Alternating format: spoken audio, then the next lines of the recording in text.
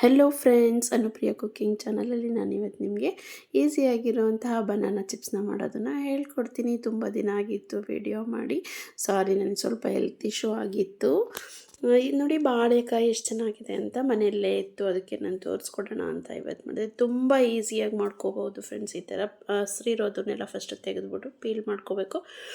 ಮತ್ತು ಅದನ್ನ ಸ್ವಲ್ಪ ತೊಳ್ಕೊಂಡು ನೀರಿಂದ, ಫ್ರೆಶ್ ಆಗಿರೋ ನೀರಿಂದ ನಾವು ತೊಳೆದ್ಬಿಟ್ಟು ಅಂಟಿರುತ್ತೆ, ಹಾಗಾಗಿ ನಾವು ತೊಳಿಬೇಕು. ಇದನ್ನು ತೊಳೆದ್ಬಿಟ್ಟು ಇದನ್ನ ಪೀಲರಲ್ಲಿ ಚೆನ್ನಾಗಿ ಸ್ಲೈಸ್ ಮಾಡಿಕೊಂಡ್ರೆ ಆಯಿತು.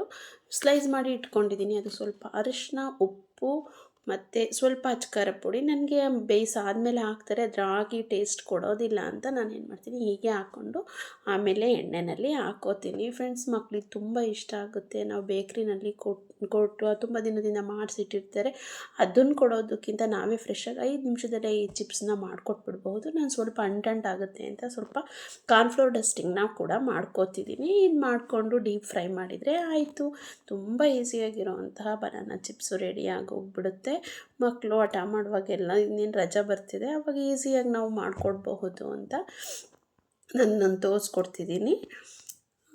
ನೋಡಿ, ಈ ಥರ ಆರಾಮವಾಗಿ 5 ನಿಮಿಷದಲ್ಲಿ ಚಿಪ್ಸ್ನ ಮಾಡಿ ಆಗೋಯಿತು. ನೀವು ಕೂಡ ಮನೆಯಲ್ಲಿ ಮಾಡಿಕೊಡ್ಬೋದು. ಪೊಟ್ಯಾಟೋಯಿಂದ ಕೂಡ ನಾನು ತೋರಿಸಿದ್ದೀನಿ.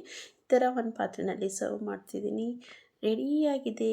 ಟೇಸ್ಟಿಯಾಗಿರೋವಂತಹ, ಒಳ್ಳೆ ಟೇಸ್ಟು, ಒಳ್ಳೆ ಸೌಂಡು, ಕರ್ಮ್ ಆಗಿರೋವಂತಹ ಬನಾನಾ ಚಿಪ್ಸ್ ರೆಡಿಯಾಗಿದೆ. ನಿಮಗೆ ವಿಡಿಯೋ ಇಷ್ಟ ಆದರೆ ಲೈಕ್ ಮಾಡಿ, ಶೇರ್ ಮಾಡಿ, ಸಬ್ಸ್ಕ್ರೈಬ್ ಮಾಡೋದನ್ನು ಮರಿಬೇಡಿ. ತುಂಬ ದಿನದಿಂದ ವಿಡಿಯೋ ಮಾಡೋಕ್ಕಾಗಿರಲಿಲ್ಲ, ಅದಕ್ಕೆ ಎಕ್ಸ್ಟ್ರೀಮ್ಲಿ ಸಾರಿ ಫ್ರೆಂಡ್ಸ್.